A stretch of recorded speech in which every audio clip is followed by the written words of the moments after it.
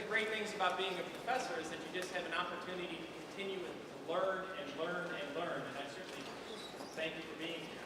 So speaking of games, we have kind of a tradition in the IBCC started by Mr. Steve Burrows, one of the original directors of our program, and that is to reward questions with little squishy balls, but you must catch it or you can't ask your question. Ready? All right. Can we have a microphone here, Professor Viney? It's okay, I think I'll be loud. All right, my question was, you told us your story and you told us about your degrees, and I just want to know, you tell us how you got into Express Scripts. Can you tell us that part? Yes. So the way I got to Express Scripts, I was at BJC Healthcare. I went to BJC several years ago, was recruited. They had a negative 8% margin on $3 billion of cash. This is the finance person talking now. And they needed to do a financial turnaround. And I was recruited by Steve Lipstein to come in and help them with that financial turnaround. I took over their cash management, renegotiated all their payer contracts, the reimbursement for their services with the Uniteds and the managed care companies, Aetnas, and those guys. The CFO and I became good friends at Stifton because we partnered on that turnaround, which, by the way, after 28 months, they went from a negative 6-7% to a positive 6% cash flow. And I had board members calling us saying, oh my God, it's too much money, we're not-for-profit. Can we give it back? And I said, no, we're not giving any money back. So Ed moved over to Express Scripts. I went up to the University of Massachusetts Medical School as a vice chancellor, and I was there for 3 months, and Ed started calling me every month for 2 years. And I finally said, make me an offer I can't refuse, and I will come down and work with you all. That's how I got to Express Scripts. Have been there 6 years, just transitioning out of Express Scripts. Did about $142 billion in deals while I was there. And now I'm very excited to go back and do international work, which is really my true love.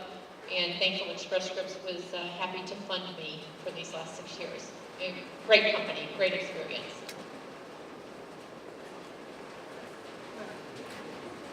All right, 2 for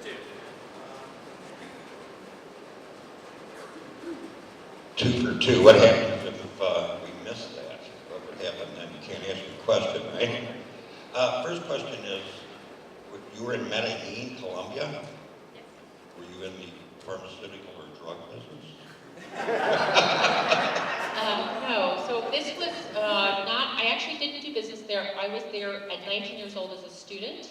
I went down because a friend knew a family and I wanted to start traveling.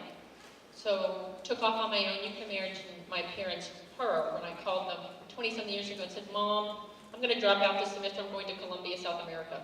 Wow. I, not thinking at 19, went, didn't tell them where I was, didn't give them a phone number, didn't call them for a month. Okay, so, you know, that's the ditzy part. See, this is the anthropologist part of me, right? The finance and the anthropologist. Ended up loving it, stayed for 5 months instead of coming back when I was supposed to. Lived with a family that every night had me meet a family in a poor neighborhood. And this man told me, now, whatever they think of you, you're the only American they will ever meet, and they will remember this their whole life. You know, you're 19. Okay, so tremendous impact on me. I also learned to sleep with a gun next to my nightstand.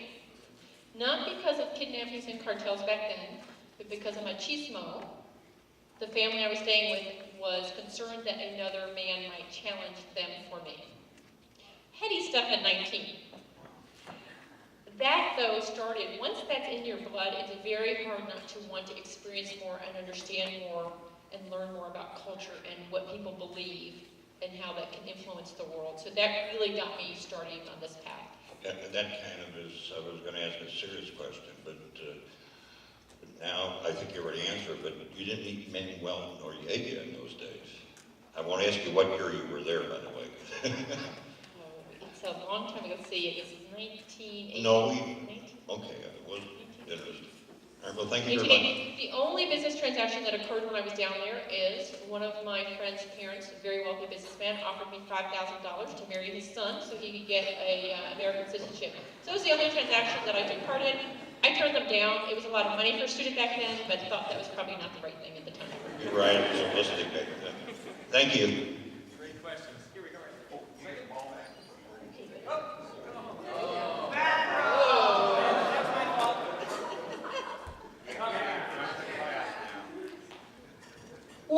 question I always love to ask people is, what do you wish you'd known at our stage of your career?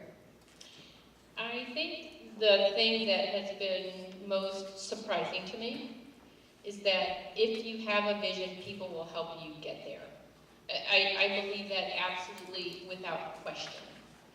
And so you struggle when you're young, trying to figure out what in the world is your vision, right? Well, here's the thing about it. It can change. It can change every year if you need it to. You're writing a story. This is about your life. This is about the people that you meet. This is about the impact. You're one of 7 billion people in the world. What will the world look like when you have left? What will the people say that you have encountered? Will they be better off for having known you or worse off for having known you? I think that's the issue, and that has gotten easier as you relax more and become more of who you are. That's really hard when you're young to do that, I would tell you. And then also, I didn't realize how hard it was to work. I just was telling somebody, this is the first time in 25 years I haven't gotten up at 5:45 every morning. So I didn't anticipate that, I was in school a long time. I really wasn't thinking I would be a business person. I thought I'd be a professor. So I've been able to do both, fortunately. But there's no one who isn't successful or who is successful who doesn't work enormous hours. I don't care who it is. I don't care who you're looking at. If you're looking at George Paz here, puts in enormous hours to grow this company. So to be successful, you're going to work enormous amount of hours. And I don't think I recognize that. I say that because when I counsel people now, this is what I tell them. This is not a sprint. This is a marathon. I turned 50 this year. I'm very proud of that. I haven't become corporate roadkill yet. I'm very proud of that. I think I'm still relevant and vital. I have another 20 years to influence the business community is what I believe. We'll see if that works out for me. That's a long time to be working.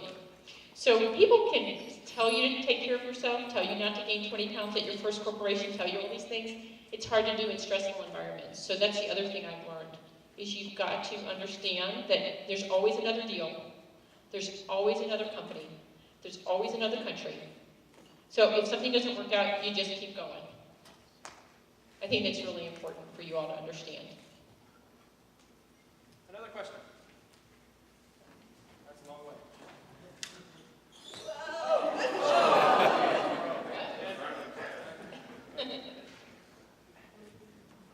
Do I still ask the question when I didn't catch it? As long as it's a good question. Okay. What did you do in Cuba? So I went to Cuba. A good friend of mine's father was the Attorney General under Batista. So we won't get political about that. When you go to Cuba, you go at the invitation of Castro. There is no question about that. I went to work with the medical schools. There are 4 medical schools in Havana. I went to work with medical schools there and looked at their secondary healthcare system.